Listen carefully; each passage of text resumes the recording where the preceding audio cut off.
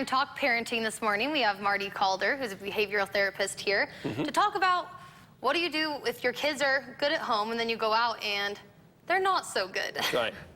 Well, that's the thing.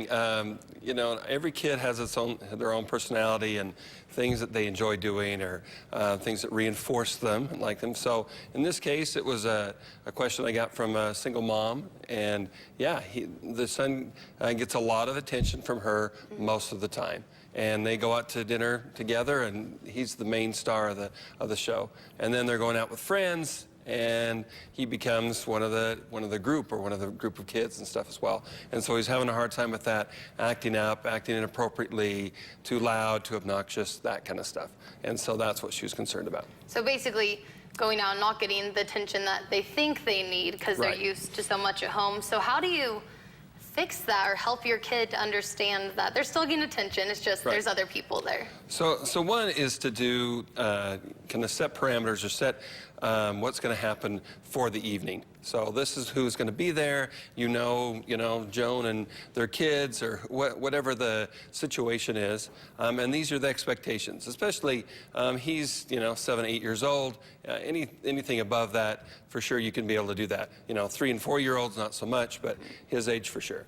And then be able to say, okay, this is what's going to happen, and this is what I expect of you. And if everything goes great, then awesome. If not, then these are the consequences that are going to happen.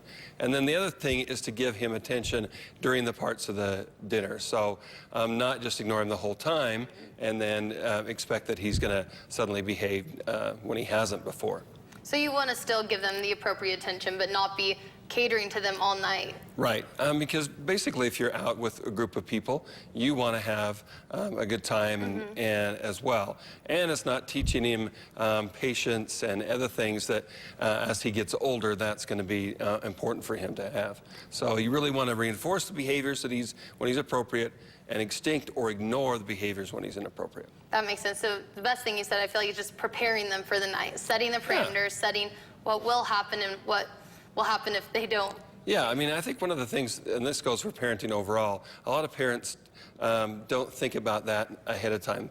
And then it's like, it's a 2-hour dinner, or, I mean, things go longer. It's like even the best behaved kids is going to get, bored or whatever it is with the situation. So understanding where you're going, what the expectations are going to be, and then you following through with those as well. So if we're going to be over in an hour, then try to make that happen. Two-way road. Well, thank you, Marty. You bet. And if you have any questions at home about parenting, need some tips or advice, you can just email me at cboard@kpvi.com, and we can hopefully answer your questions next month.